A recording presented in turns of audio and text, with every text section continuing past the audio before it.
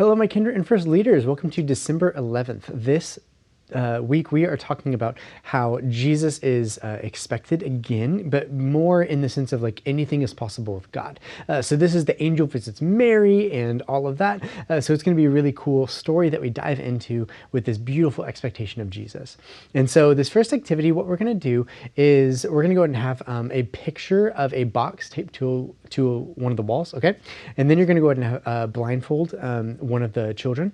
And with this, they'll be able to take some gift wrap with a glue dot and put it on the picture of the wrapped or of the present. Okay, so basically they're wrapping a present, kind of like pinning a tail on a donkey, but much more safe with like little glue dots and taking it, with a blindfold over with some gift wrap. And so it'll be a lot of fun to kind of get them in the mood for just like getting that present and the anticipation of it again, right? Now this next one, you'll go ahead and have some slips of paper with animals written on them in some sort of bowl or a bag or something like that. You'll have some sort of little container for that. And then what they're going to do is take turns taking out one of the animals, but there's a catch, and they're not able to say or talk or make any sort of noises with their mouth. They're only able to act it out with their bodies, okay? And so this is, of course, more like how Zechariah was not able to talk because he didn't believe. And so like that would be what this is all about. It's like, okay, how do you think it would have been easier to guess which animal you were if you couldn't talk? Let's say a large group and hear a story about someone who couldn't talk for a while, right? So that's what it's all about and what we're referencing. But basically they're going to try to act that out, and the other students in the room can try to guess what that is, okay?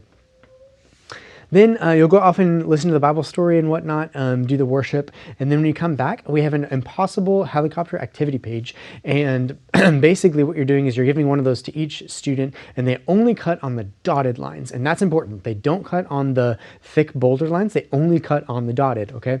And then you're going to make something that eventually looks like this, okay?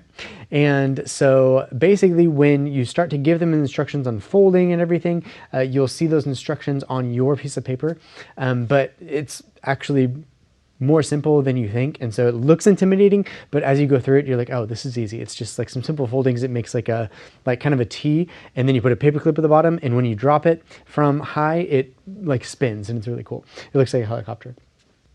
This is called an impossible helicopter because it doesn't look like it would spin or do anything really impressive when you make it. But you can talk about how, like, even though it seems impossible, we know that with anything, God is possible, right? And so even in the story today, we saw how God did something that looked impossible, but actually made it possible, right? And then you can even talk about how Jesus, being the only perfect human being ever, just seems impossible, right? But it is totally possible because God was the one that orchestrated all of that. And then you're going to have a prayer activity, okay? And when you do this, you're going to go ahead and talk about impossibility and be like, hey, is there anything that you think is impossible that we can pray about? Something that, someone needs that maybe seems impossible, but that we can ask God to really fix and whatnot. And then go ahead and pray with your students on that as well. And then we have an act out activity, and basically what they're going to do is you're going to have each student be assigned, and you may have multiple roles depending on how many students you have per, but basically you'll have them assigned some character in the story. So you have Zechariah, Elizabeth, Gabriel, the angel, other priests at the temple, Mary, Elizabeth's relative, all that kind of stuff, right? And so with all of that, you're going to have them, you have an activity sheet that goes along with this, and this activity sheet helps you have them act those things out. Now, pause when you say the character's name so that they know, like, oh yeah, it's me doing it and whatnot, and then read slowly so the kids can understand and kind of act out what they're doing in that story, okay?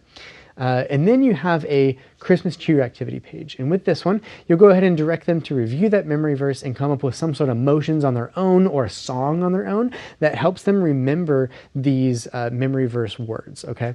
And so after they finish, invite each group to show off those motions or the song or whatever. So have them get into little groups, maybe 3 or 4, kind of get some of the creative minds thinking and flowing when you do all of that.